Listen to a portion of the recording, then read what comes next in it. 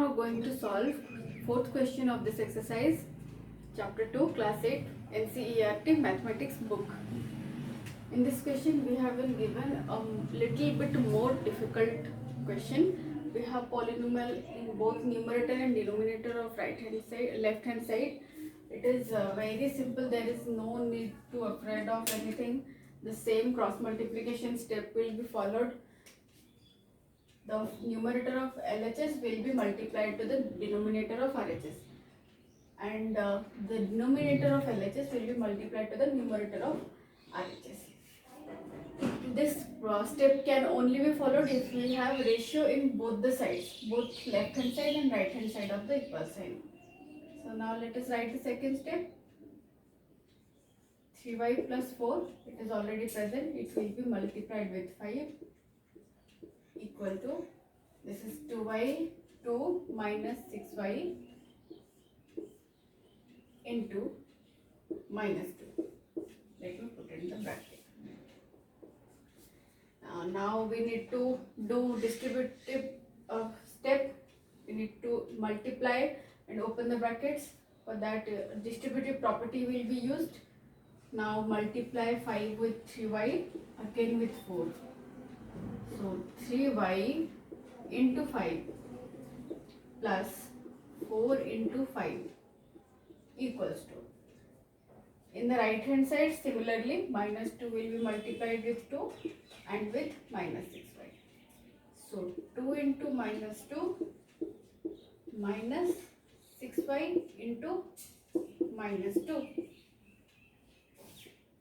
This implies, now let us multiply each terms where multiplication sign is present. So 3 5s are 15, this is 15y plus 4 5s are 20. This is equal to 2 into 2, that is 4. One of them are negative, so the result will be negative.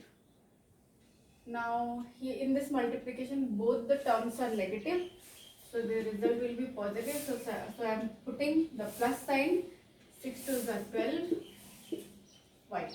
Y cannot be multiplied with 12, so it will remain as 12y. Now what is the next step to solve? Now we will do the rearrangement. 15y, another y term is there in RHS, bring it to LHS. It was plus, will be minus in the LHS. What is already present is minus 4. Transpose this to RHS. It was negative here and will be, it was positive here, will be negative in the alternate side. 15 minus 12 is 3. So 15 minus 12y is 3y equal to 4 plus 24 is, 4 plus 20 is 24. Both the sign were negative and it was a subtraction, so I added both the numbers, and the same sign that both the numbers have will be sign of the resulting number.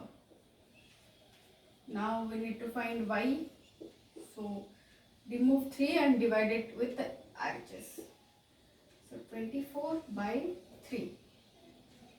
See, it can be cancelled out with 3. So if I divide 24 with 3, it will be 8.